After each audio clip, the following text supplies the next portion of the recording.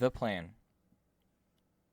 To take Iwo Jima, they put the island into 7 sections from the southwest to the northeast. Green, red 1, red 2, yellow 1, yellow 2, blue 1, and blue 2. The 28th Regiment at Green was to go across the half-mile stretch to the other side of the island to cut off and take Mount Suribachi.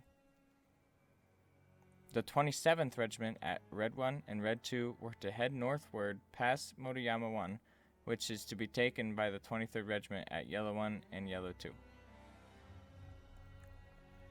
The 25th Regiment at Blue 1 and Blue 2 were to head east to secure the right flank. First things first. The Navy would bombard Iwo Jima for 3 days to soften the enemy up. This did not work very well due to the weather being poor, which drove the Japanese troops inside the caves. After that, the Marines landed on the beach in intervals. They had to run over volcanic ash that was 15 feet high in some places. They eventually sent in bulldozers to clear ash to help with mobility. The Marines pushed their way to secure Mount Suribachi.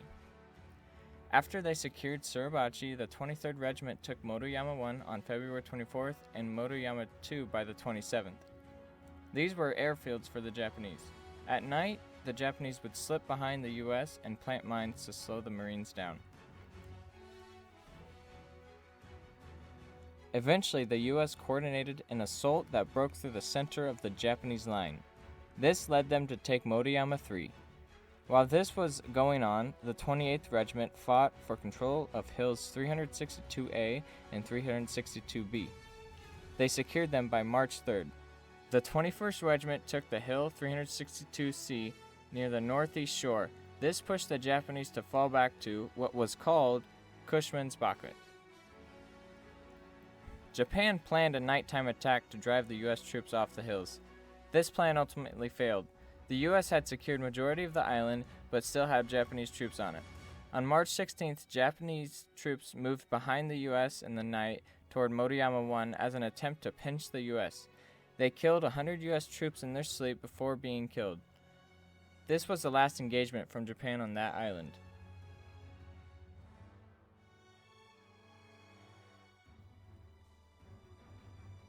After the battle, Iwo Jima was used as an emergency airfield for bombers that were heading towards Japan or coming back from Japan.